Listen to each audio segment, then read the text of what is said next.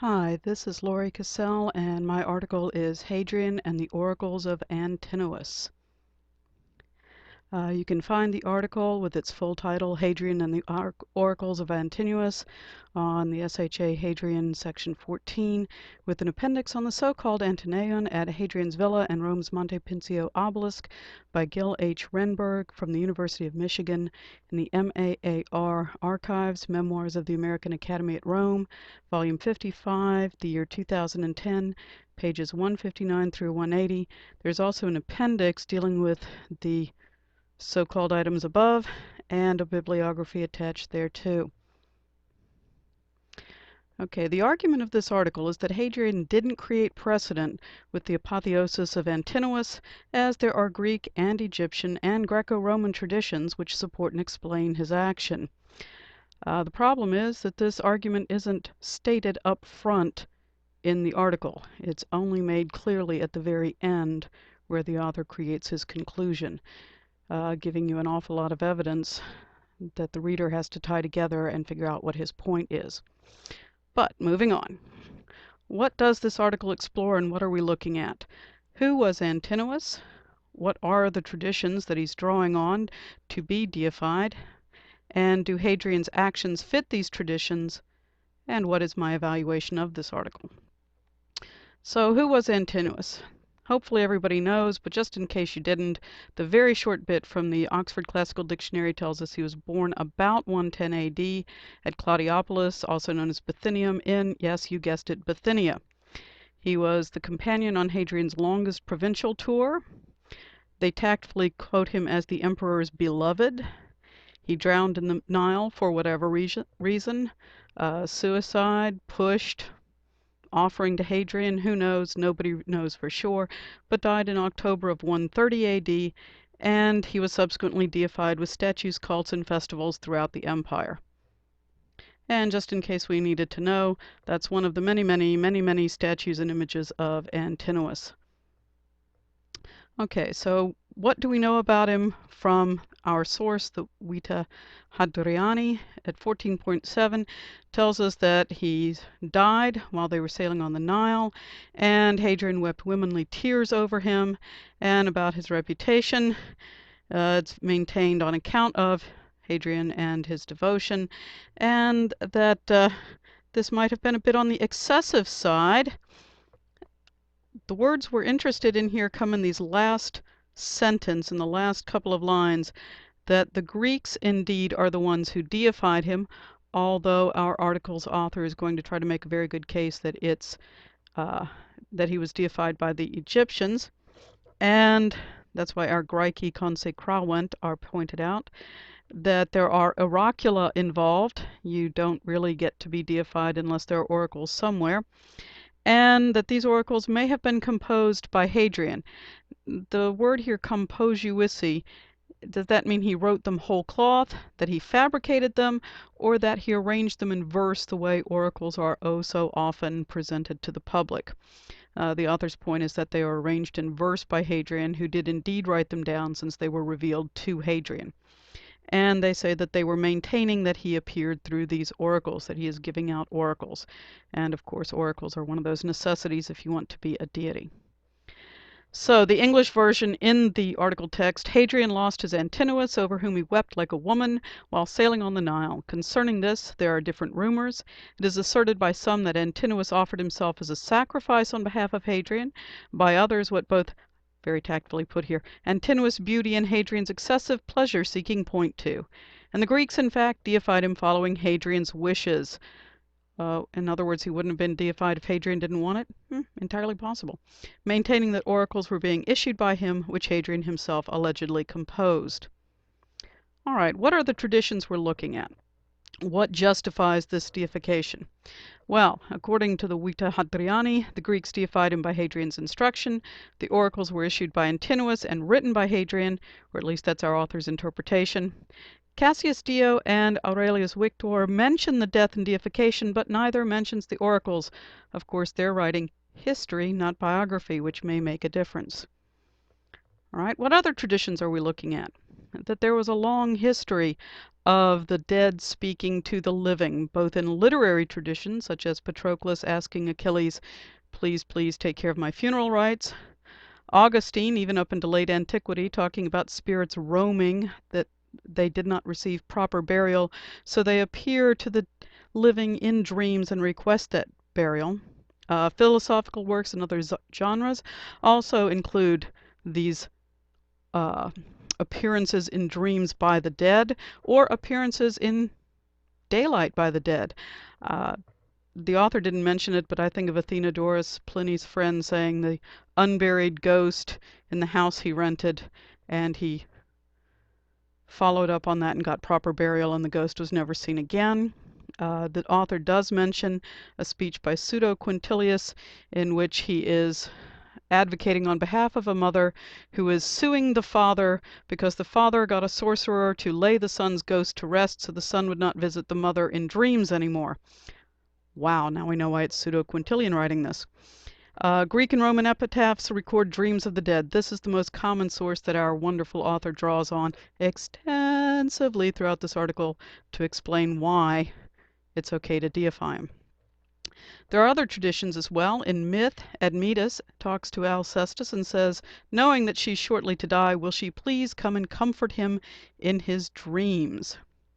We have Asclepius, a mortal who was deified or divinitized, as our author likes to use that word, and then produces oracular and therapeutic dreams for people. We have Amphiaraus, one of the 7 against Thebes, who's swallowed up by the earth, but perhaps as a consolation prize becomes transformed and able to issue oracles through the site of Oropus. Are there more traditions? Of course there are. There are, says our author, approximately 12 Roman epitaphs and or funerary epigrams, which include communications from divinitized dead via dreams. That's nicely specific. You've got to be dead, you had to start out as a human, and you're going to show up in a dream in order to talk to the living. Long tradition of this going back. They're going to come and comfort the living. That's their primary purpose of showing up. They're going to ask for deification or divinitization, and they're going to offer knowledge in exchange for these considerations on occasion. So what does our author offer? Extensive knowledge about all 12, but let's just hit a few high points, shall we? There was a Lydian cenotaph for a male relative who was lost at sea. He appeared in a dream to one of his female relatives and said, please build me a tomb, I'm dead. We have a Roman widower who had erected a monument for himself and his wife because she appeared in a dream and told him he was dead. Told him that she was dead, mea culpa, mea culpa. We have a Thracian funerary altar where one brother writes of another that he has erected this in compliance with a dream. There we are requesting that burial thing again. We have a Roman columbarium plaque from an adoptive father in compliance with a dream, in quotes again. We have an epigram from the Roman era Pergamum, where a deceased mother appears in dreams to her sole surviving son to comfort him. We have a fair number of epitaphs from parents to children, specifically to the god and hero Winaranius, in compliance with a dream. Are we getting the dream theme here? Yes, we are. We have an epitaph to 2 sisters, Thetis and Charis, in compliance with a dream. These epitaphs are from friends and associates acting on instructions in dreams. Therefore, there is a definite and steady belief that dreams must be taken seriously, not just a literary conceit, but a genuine religious belief that permeates this Greco-Roman society. There is the belief that the gods and the dead genuinely want to communicate and will do so via dreams.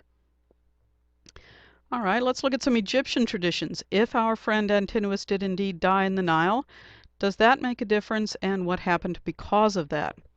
Well, there is this wonderful trope that if you drown in the Nile, you are automatically getting to bypass the judging of the soul against the feather of truth, and you are deified. That may be more fiction than fact, as it seems, according to our author, to only be prevalent in a small district along the Nile, not pervasively throughout Egypt. But then again, Antinous did die in the Nile, so maybe that's a shortcut ticket to deification. There is a tradition of divinitized mortals known as, and I'm not going to try to pronounce Egyptian, HYS. HYS.W makes it plural. These are found in several locations, references to these divinitized mortals.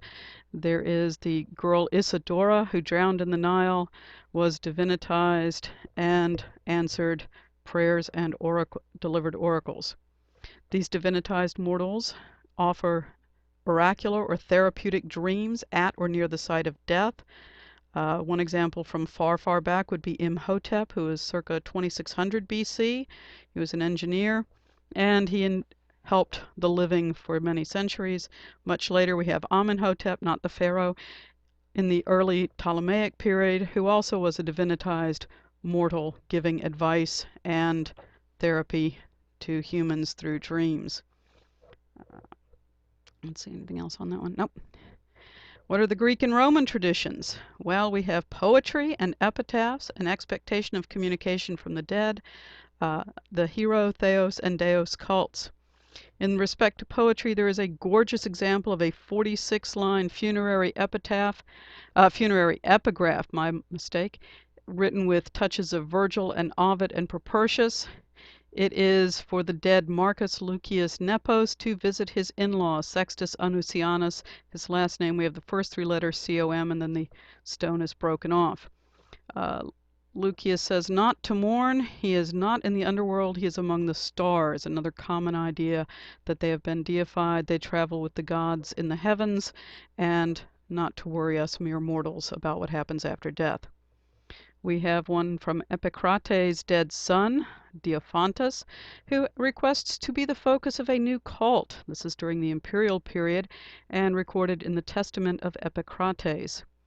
There was indeed a widespread belief that the dead communicate and that the living expect them to do so. Some of these deified mortals become heroes or theos or a deus, a full-blown deus, and with their own cults. So, do Hadrian's actions fit the traditions? Was he grieving? Yes, yes he was. Did he need consolation? Yes, he did. Did the oracular dreams and oracles provide consolation? Well, Hadrian seems to say so, and went on a mission to spread this oracular cult throughout the Roman world. Now, was this just an emperor with the power and the authority to do so over someone who was not worthy of it? Hadrian seems to think he was. If the Greeks maintain that he issued oracles, if at his city of Antinopolis, near the site of his drowning, he's issuing oracles, then perhaps he was indeed deserving of it. So, did Hadrian establish the cult in response to oracular dreams and oracles? He seems to have been the only one who had them at first, and therefore he felt Antinous deserved this cult. But the cult spread and kept up for several hundred years. At one point, he was the most quickly climbing and achieving new god, and the most widespread for oracular and therapeutic dreams throughout the Roman Empire, at least according to our author. So, was divinization of a mortal within traditions? Yes, Hadrian has indeed fit the traditions in promoting the cult and the divinitization of Antinous. So what do I think of the article? Does it have value for Roman biography? Yes, it does, because it includes actions of Hadrian and some information about his character. He received consolation from this oracular visitations. It shows grief. It shows responsibility. Biography talks about character, and thus we get some more, granted in only a few lines, but a little more character of Hadrian from this. Does this article provide information about the author of the Vita Hadriani? Well, limited extent, yes. We're looking at a very small passage, but he included details about this incident which were not included by those chaps who were writing history, Cassius Dio and Aurelius Victor, and therefore we know a little bit more about him. He wants to include the details, he wants to include the character, he wants to include possibly scandalous behavior, traveling with your boy toy, and so forth. It had an excellent conclusion. The author summed up all of these lengthy epitaphs that he has quoted. The evidence does support his conclusion that Hadrian was fitting the tradition, that he wasn't making it up just because he had the power to do so. But the argument was not presented at the outset, so you weren't quite sure